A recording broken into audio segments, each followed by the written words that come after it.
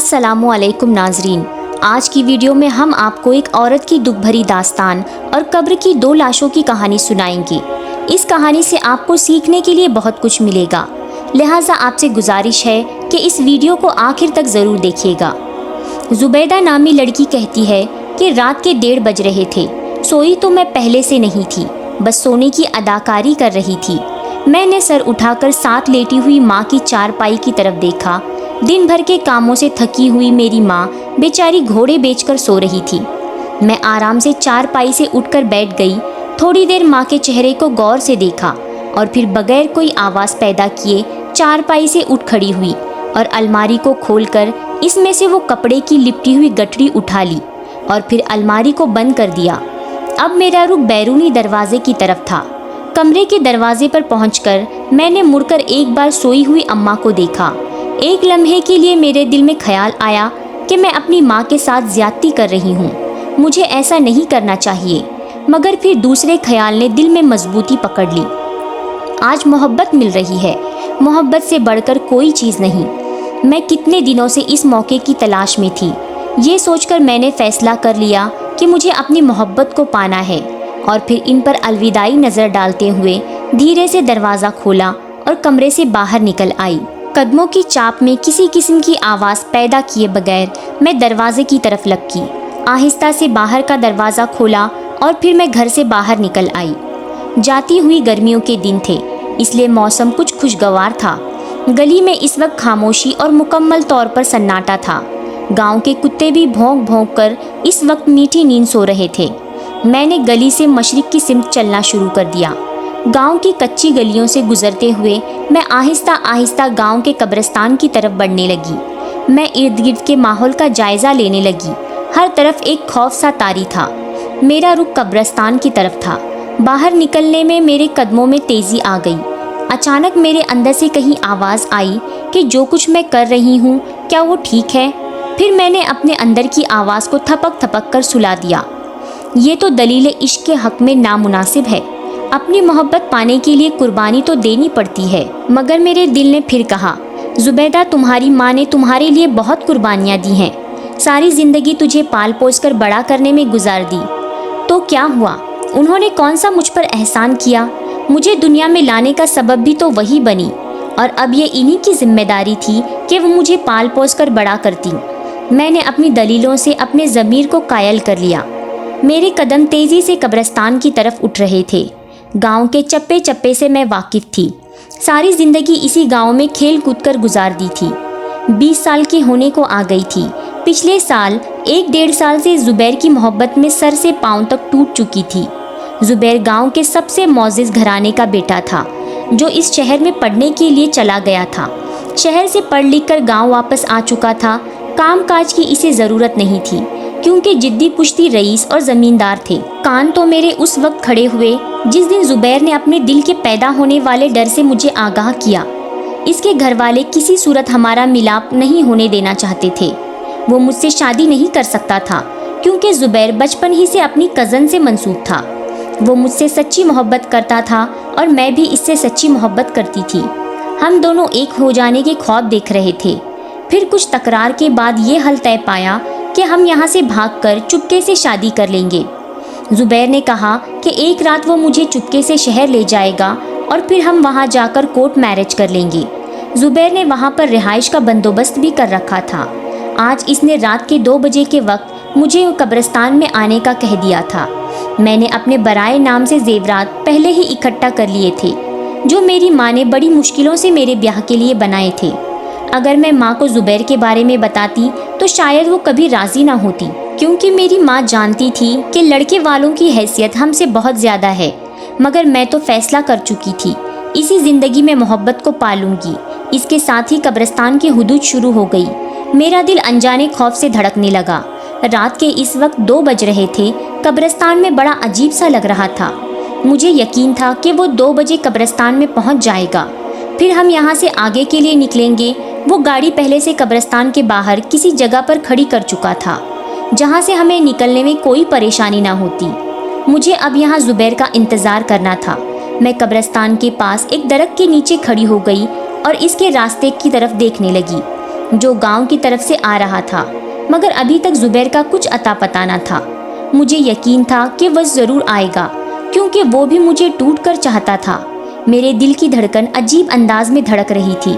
رات کے اس وقت قبرستان میں آ کر کھڑے ہو جانا بڑا عجیب سی بات تھی، کیونکہ اس زمانے میں رات کے وقت ارد گرد کے گاؤں اور ہمارے گاؤں میں ڈاکوؤں کا بھی اکثر ڈر ہوتا، چوری چکاری بھی ہو جاتی، اور میرے پاس چاہے تھوڑے ہی سہی لیکن سونے چاندی کے زیورات تھے۔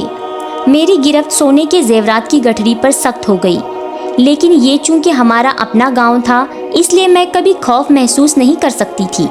لیکن کھڑے کھڑے میں تھک گئی اور بالآخر تھک ہار کر ایک تلخت کے ساتھ ایک قبر کے تھڑے پر بیٹھ گئی۔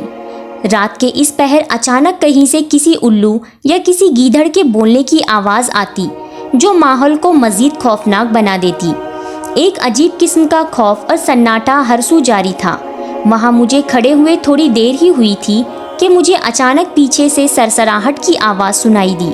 میں نے مڑ کر پیچھے دیکھا مگر کچھ نہیں تھا۔ تھوڑی دیر بعد سرسراہٹ کی آواز مزید تیز ہو گئی۔ میں گھبرا کر اٹھ کھڑی ہوئی، ادھر ادھر دیکھا مگر کچھ نہیں تھا۔ مگر پھر چاند کی مدن روشنی میں نے وہ منظر دیکھا جسے دیکھ کر میرے رونگٹے کھڑے ہو گئے۔ مجھ سے تھوڑی ہی دور ایک قبر کی اوپری سطح آہستہ آہستہ سرک رہی تھی۔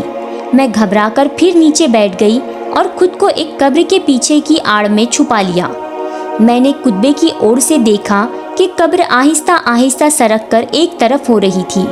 جب قبر مکمل طور پر سرک گئی، اس میں سے سفید زیادہ یعنی کفن میں لپٹی ہوئی ایک لاش اٹھتی ہوئی دکھائی دی۔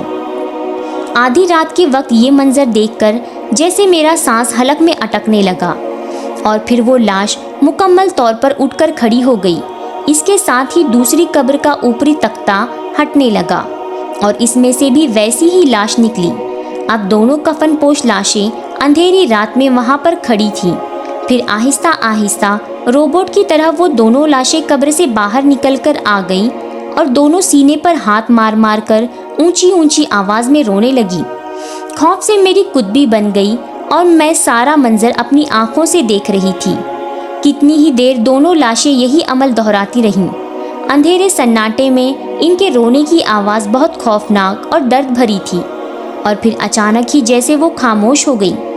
پھر ایک لاش کی کڑکڑاتی ہوئی آواز نکلی، ہمارا یہ عذاب کب ختم ہوگا؟ ہمارے گناہوں کی سزا کب ختم ہوگی؟ دوسری لاش روتی ہوئی آواز میں بولی، شاید کبھی نہیں، ہمارے کیے کی سزا ہمیں ہر روز ہر رات ملتی رہے گی۔ ہمیں ہر رات اپنی کہانی کو دہرانا پڑے گا۔ شاید ہمارے زخم ہمارے مرنے کے بعد بھی نہیں بھر سکیں گے، لیکن شاید ان پر کچھ مرہم ہی پڑ جائے، ایک دوسرے کو سنا کر ہمیں کچھ دکھ کم ہو جائے۔ پھر پہلے نکلنے والی لاش نے کہنا شروع کیا، میری کہانی بڑی عجیب ہے۔ آج سے تقریباً 100 سال پہلے اس گاؤں میں میرا ہستا بستا گھر تھا۔ خوبصورتی ہمارے گھر کی داسی تھی۔ گھر میں دولت کی ریل پیل تھی جس نے مجھے مغرور اور خود سر بنا دیا۔ میں کسی کو گھاس نہیں ڈالتی تھی، کسی کو خاطر میں نہیں لاتی تھی۔ ہر ایک سے بدتمیزی سے بات کرنا اور عیش و عشرت نے مجھے مغرور بنا دیا تھا۔ گاؤں میں ہماری جدی پشتی کافی زمینیں تھیں۔ ہمارا گھرانہ کافی امیر تصور کیا جاتا تھا۔ اس امیری اور میرے ماں باپ کے لاڑ پیار نے مجھے بگاڑ دیا۔ میں ہر ایک کے ساتھ بدتمیزی سے پیش آتی تھی۔ اس میں کچھ عمل دخل میری شکل و صورت کا بھی تھا۔ باقی بہن بھائیوں کے مقابلے میں زیادہ خوبصورت تھی، جس کی وجہ سے شاید میرے والدین بھی مجھ سے زیادہ محبت کرتے تھے، لیکن ان کی یہ چاہت مجھے دن بدن بگاڑتی چلی گئی۔ بڑوں کو ذلیل کرنا، چھوٹوں سے بدتمیزی کرنا میرا مشغلہ بن گیا تھا۔ شادی کا وقت آیا تو کوئی آدمی نظر میں بچتا ہی نہیں تھا، نہ ہی کوئی میرے معیار کا تھا۔ میرے ماں باپ، بھائی بہن سب میرا بھلا چاہتے تھے، مجھے سمجھاتے، مگر میری سمجھ میں کچھ نہیں آتا۔ رشتہ دار احباب مجھے مغرور قرار دیتے اور مجھ سے پیچھے ہٹ گئے۔ میرے رشتے آنے بند ہو گئے۔ شروع میں تو بہت رشتے آئے، مگر آہستہ آہستہ یہ سلسلہ کم ہونا شروع ہو گیا۔ جہاں تک میری اس خود سری اور مغرور پن کی شہرت پہنچ چکی تھی، لوگ مجھ سے دور ہٹنے لگے۔ لوگ کہتے ہیں کہ یہ چڑچڑی اور بدمزاج ہے۔ میرے تقریباً رشتے آنے بند ہو چکے تھے، مگر مجھے اس وقت اس بات کی کوئی پرواہ نہیں تھی۔ مجھے اپنے حسن اور جوانی پر بہت غرور تھا۔ اور پھر ایک دن مجھے ایک لڑکا پسند آ گیا۔ ظاہری طور پر اچھی شکل و صورت کا مالک تھا، لیکن حیثیت میں ہم سے بہت کم تھے۔ اپنے والدین کے سامنے یہ بات رکھی کہ اگر شادی کروں گی تو اسی سے کروں گی، کیونکہ جیسا بھی تھا میرے والدین چاہتے تھے میری شادی کم از کم میری حیثیت اور ہمارے برابر کے لوگوں میں ہو۔ وہ کسی غریب گھرانے میں میری شادی ہرگز نہیں کرنا چاہتے تھے۔ والدین نے مجھے سمجھانے کی بہت کوشش کی، مگر میں اپنی ضد پر اڑی رہی۔ والدین مجبور ہو کر اس کے گھر والوں کے پاس گئے، اور پہلی دفعہ ہمارے گاؤں میں ایسا ہوا کہ لڑکی کے والدین لڑکے والوں کے پاس گئے۔ لڑکے والے غریب تھے، انہوں نے اس رشتے کو نعمت خداوندی سمجھا اور جھٹ پٹ میری اس سے شادی ہو گئی۔ میرا اصرار تھا کہ لڑکا ہمارے گھر آ کر رہے، یعنی گھر داماد بن کر رہے۔ لڑکے والے تو اس بات پر خوش تھے اور لڑکا ہمارے گھر آ کر رہنے لگا۔ میں اسے خاوند سے زیادہ اپنا خریدا ہوا غلام سمجھتی تھی۔ میری حویلی میں نوکروں کی کوئی کمی نہیں تھی، مجھے صرف اسے پانے کی خواہش تھی۔ جس وقت وہ انسان میرا خاوند بن گیا تو مجھے یوں لگا کہ وہ میری جائیداد کا حصہ ہو۔ اس کی اہمیت میری نظروں میں کم ہوتی چلی گئی۔ وہ میرے آگے کسی بے بس ملازم کی طرح سر جھکائے کھڑا رہتا۔ میں اسے پسند کرتی، مگر اسے وہ حیثیت یا مقام نہیں دیتی تھی جس کا وہ حقدار تھا۔ اس کا اثر یہ ہوا کہ آہستہ آہستہ وہ مجھ سے دور ہوتا چلا گیا۔ وہ بظاہر میرے ساتھ رہتا، میری نظروں کے سامنے، مگر مجھ سے زیادہ بولتا چالتا نہیں تھا۔ میں نے اس کے گھر والوں کا اپنے گھر میں داخلہ مکمل طور پر بند کر دیا۔ وہ اکثر پریشان اور الجھا رہتا۔ میری اس میں دلچسپی کم ہوتی چلی گئی، اور پھر ایک دن میں نے اس سے ہمیشہ کے لیے علیحدگی اختیار کر لی۔ شاید وہ بھی مجھ سے جان چھڑانے پر خوش تھا۔ وقت اسی طرح گزرتا رہا، میری خودزری میں کوئی کمی نہیں آئی۔ میرے والدین میرے اس فیصلے پر ناخوش تھے، مگر میں کسی کی بات سننے کے حق میں نہیں تھی۔ میرے والدین کی وفات پاتے ہی میرے بہن بھائیوں نے مجھے برا سمجھنا شروع کر دیا۔ وہی گھر، وہی حویلی جس میں میں ایک اشارے پر سب میرے حکم کے غلام بن جاتے، وہی گھر میرے لیے عذاب بن گیا۔ اب میرے ناز نخرے اٹھانے والے میرے والدین نہیں تھے۔ جائیدادیں بکنا شروع ہو گئیں، کیونکہ میرے بھائی نااہل تھے۔ حالات خراب ہونے شروع ہو گئے۔ میں بھی عمر کی منازلیں طے کر چکی تھی، جوانی سے اب بڑھاپے کی طرف سفر کر رہی تھی، اور ویسے بھی عورت کی جوانی بہت کم وقت کی ہوتی ہے۔ اللہ تعالیٰ نے عورت کے لیے جوانی کا وقت بہت ہی کم رکھا ہے۔ بچوں کی پیدائش اور گھریلو حالات عورت کو وقت سے پہلے بوڑھا کر دیتے ہیں۔ خوبصورتی اور حسن مند پڑنے لگے، اور دولت کی ریل پیل بھی ناراض ہونے لگی۔ اور پھر ایک دن میری بھابھیوں اور بھائیوں نے مجھے دھکے دے کر گھر سے نکال دیا۔ اس وقت مجھے اپنے والدین اور اپنے شوہر کی بہت یاد آئی، مگر اب کیا ہو سکتا تھا؟ مجھے اپنے بھابھیوں کے رویوں پر بہت دکھ تھا، مگر بھائی مکمل طور پر بھابھیوں کے غلام بن چکے تھے۔ اب بھری دنیا میں اب میرا کوئی نہیں تھا۔ میں کہاں جاتی، سارا دن بھر ادھر ادھر بھٹکتی رہتی۔ میں نے پھر کچھ سوچ کر اپنے سابقہ شوہر کے پاس جانے کا ارادہ کیا۔ شاید وہ مجھ پر ترس کھا کر مجھے رکھ لے۔ اور جب میں اس کے گھر پہنچی تو وہ میری حالت دیکھ کر بہت رنجیدہ ہوا۔ اس نے شادی کر لی تھی، اس نے ترس کھا کر مجھے اپنے گھر میں جگہ دے دی۔ میرا قانونی حیثیت سے اس کے گھر رہنے کا کوئی جواز نہیں تھا، کیونکہ میں اس سے علیحدگی اختیار کر چکی تھی، مگر اس کی بیوی بڑی نرم دل کی تھی۔ اس نے مجھے بہن بنا کر اپنے ساتھ رکھ لیا، مگر میرا ضمیر مجھے ملامت کرنے لگا۔ میں نے اپنے خاوند کے ساتھ کیا سلوک کیا اور اس نے میرے ساتھ جواب میں کیا سلوک کیا؟ میں جب ایک دن بہت رنجیدہ ہوئی تو وہاں سے نکل پڑی۔ دل بار بار اپنے آپ کو ملامت کرتا رہا۔ جب کچھ سمجھ نہیں آیا تو میں نے اپنی زندگی کا خاتمہ کرنے کا سوچا اور ریل کی پٹری پر لیٹ گئی اور اپنی جان دے دی، مگر میں مرنے کے بعد بھی اس عذاب کا شکار ہوں۔ ایک تو میں نے اپنی زندگی میں اپنے چاہنے والے والدین کو بھی دکھی کیا، اور دوسرا خودکشی کی اور حرام موت کو چن لیا۔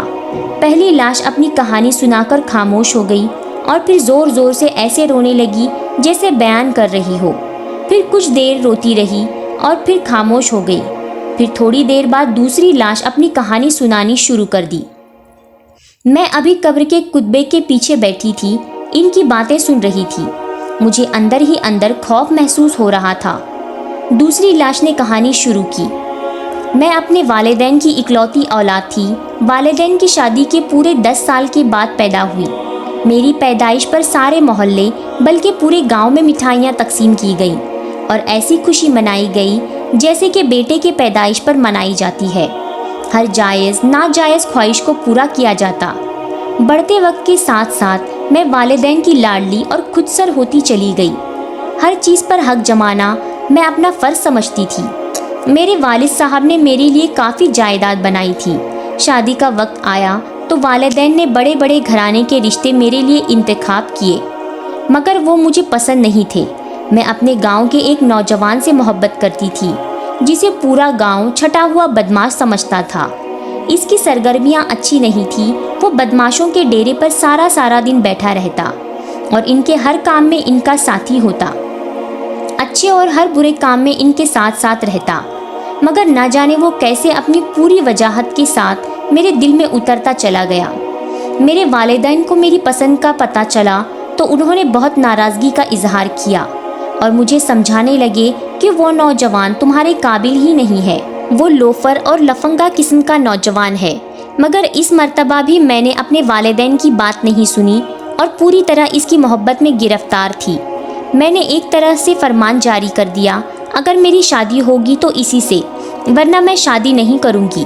میں نے سکندر سے بات کی تو وہ بھی سن کر پریشان ہو گیا اور کہنے لگا، تمہارے والدین کبھی نہیں مانیں گے کیونکہ میری اور تمہاری حیثیت میں زمین آسمان کا فرق ہے۔ میں نے کہا میں ان کو منا لوں گی۔ وہ کہنے لگا، کوشش کر کے دیکھ لو۔ میں نے کوشش کی مگر میرے والدین کسی صورت میری بات ماننے سے انکار کر رہے تھے۔ میں نے جو شروع سے اپنی بات منوانے کی عادی تھی، میں نے صاف کہہ دیا، اگر میری شادی ہوگی تو سکندر سے، ورنہ اس کے ساتھ بھاگ جاؤں گی۔ والدین اس دھمکی پر خوف زدہ ہو گئے اور دوسرے لفظوں میں میری یہ دھمکی کام کر گئی۔ انہوں نے میری بات مان لی اور پھر میری سکندر کے ساتھ شادی ہو گئی۔ سکندر چودھریوں کا ایک قسم کا ملازم ہی تھا، مگر اس کی حیثیت بہت کم تھی۔ اس کا گھر بھی چھوٹا تھا اور اس کے ماں باپ بھی مر چکے تھے۔ جب میں اس کے گھر میں گئی تو مجھے معلوم پڑ گیا کہ وہ میرے قابل ہرگز نہ تھا۔ میں تو عیش و عشرت میں پلی تھی، نوکروں کی بڑی فوج گھر میں رہتی تھی۔ ہر سال طرح کے پھل فروٹ ہمارے گھر میں آتے، گندم اور اناج کی کوئی کمی نہیں تھی۔ میں نے تو محبت کی خاطر اس کے ساتھ شادی کر کے اس گھر میں آ گئی۔ میں نے اس سے کہا کہ میں تمہارے ساتھ اس گھر میں نہیں رہ سکتی، میرے لیے مرغیوں کے ڈبے جیسا ہے۔ میں اسے اپنے ماں باپ کے حویلی میں رہنے پر راضی کرنے لگی۔ مجھے لگتا تھا کہ شاید وہ بھی دل سے یہی چاہتا تھا۔ وہ ہمارے گھر آ کر رہنے لگا۔ میرے ماں باپ نے دل پر پتھر رکھ کر یہ فیصلہ بھی قبول کر لیا، مگر سکندر کے ہمارے گھر میں آنے سے اس کے عیاش اور لوفر دوستوں کا بھی ہمارے گھر میں آنا جانا شروع ہو گیا۔ ہمارے گاؤں کے چودھری اچھی شہرت کے حامل نہیں تھے۔ میرے ماں باپ نے دبے لفظوں میں سکندر سے اس بات کا شکوہ کیا، کیونکہ اب اس سکندر کی برائیاں کھل کر سامنے آنے لگی۔ میرے والدین کو یہ بات سخت ناگوار گزری۔ وہ وقتاً فوقتاً اسے ٹوکتے رہ گئے کہ میاں اب تمہارا رشتہ ہمارے ساتھ جڑ چکا ہے، اب یہ حرکتیں چھوڑ دو، تمہیں ان چیزوں کی ضرورت نہیں۔ میری آنکھوں پر بھی سکندر کی محبت کی پٹی بن چکی تھی، اس لیے مجھے اس کی کوئی کوتاہی نظر نہیں آتی تھی۔ آنکھیں تو میری اس دن کھلی جس دن صبح ہی صبح یہ خبر مجھ پر بجلی کی طرح گری کہ میرے والدین کو کسی نے رات کو سوتے ہوئے قتل کر دیا۔ دونوں کی لاشیں دیکھ کر جیسے میرا سانس رکنے لگا۔ مجھے ایسا لگا جیسے کسی نے میرے سر پر سے چھت چھین لی ہو۔ میں گمسم ہو گئی۔ پولیس آئی، سکندر اور میرے بیان لیے۔ پتہ چلا کہ ڈاکو رات کو ڈکیتی کی نیت سے ہمارے گھر میں داخل ہوئے اور مزاحمت پر میرے والدین کو قتل کر دیا، مگر حیرت انگیز طور پر ہمارے گھر سے کوئی قیمتی چیز یا روپیہ پیسہ غائب نہیں تھا۔ مجھے اس بات پر بہت حیرت تھی، اگر ڈاکوؤں نے ہی میرے والدین کو قتل کیا تو پھر گھر سے کوئی چیز کیوں غائب نہیں ہوئی؟ اور دوسرا یہ کہ ہم دونوں بھی تو گھر میں موجود تھے، ہم پر ڈاکوؤں نے حملہ کیوں نہیں کیا؟ ہمیں رات کے وقت ان کے احتجاج یا کسی قسم کی آواز کیوں نہیں آئی؟ مجھے نہیں پتا کہ کیس کب تک چلا اور کب ختم ہوا۔ پولیس کچھ دنوں تک تحقیقات کرتی رہی، پھر کیس ٹھپ ہو گیا۔ کچھ پتہ نہیں چلا کہ میرے ماں باپ کا قاتل کون تھا۔ میں تو پہلے ہی غم میں نڈھال ہو چکی تھی۔ ماں باپ کے مرتے ہی سکندر کو جیسے موقع مل گیا، اس کی اصلیت کھل کر سامنے آنے لگی۔ وہ تو مالک بن بیٹھا تھا، زمینوں اور حویلیوں کا ہر معاملات اس نے اپنے ہاتھ میں لے لیے، ہر کام اپنی مرضی سے کرتا اور اکثر مجھے بھی بات بات پر روکنے ٹوکنے لگا۔ 3 سال گزر گئے، ہماری اولاد بھی ابھی تک نہیں تھی۔ سکندر کا رویہ بھی مجھ سے عجیب و غریب ہو گیا، اور پھر ایک دن مجھ پر دوسرا پہاڑ ٹوٹا۔ وہ ایک لڑکی اور 3 سال کے بچے کو لے کر میرے سامنے آ کر کھڑا ہو گیا اور کہنے لگا، یہ میری بیوی اور بچہ ہے، یہ بھی آج سے اس گھر میں رہیں گے۔ اس کی بات سن کر مجھ پر جیسے قیامت ٹوٹ پڑی۔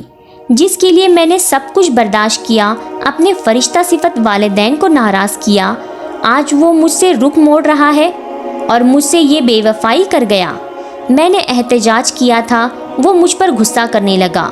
وہ لڑکی میری سوتن بن کر میرے گھر میں رہنے لگی، جیسے سکندر سے لڑتی، مگر میری وہ ایک نہ سنتا۔ اب تو اس نے مجھ پر ہاتھ بھی اٹھانا شروع کر دیا، اور پھر مجھے دھمکیاں دیتا کہ اگر زبان کھولو گی یا کچھ زیادہ شور مچاؤ گی تو تمہیں جان سے مار ڈالوں گا۔ پھر ایک دن ہماری تلخ کلامی حد سے بڑھ گئی۔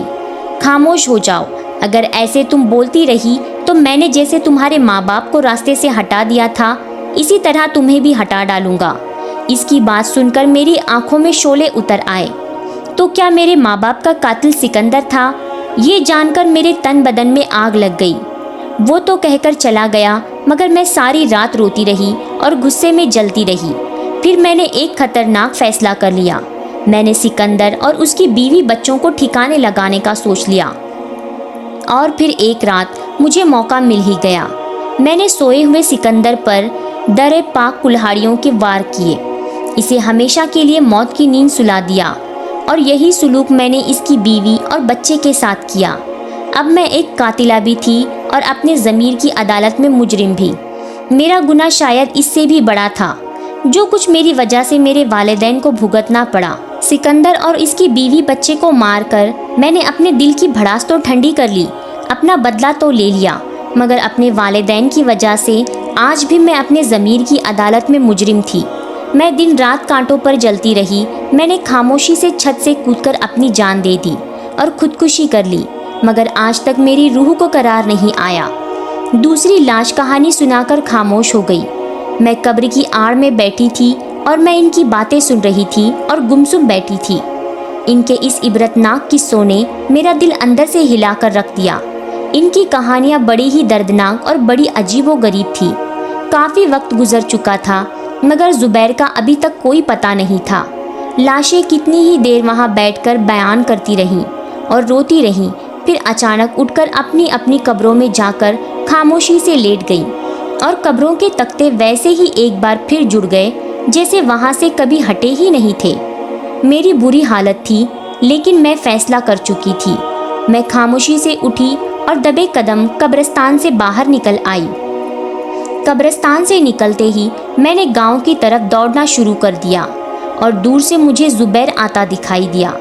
مجھے ایسے بھاگتے دیکھ کر بڑا حیران ہوا اور شرمندگی سے معذرت کرنے لگا۔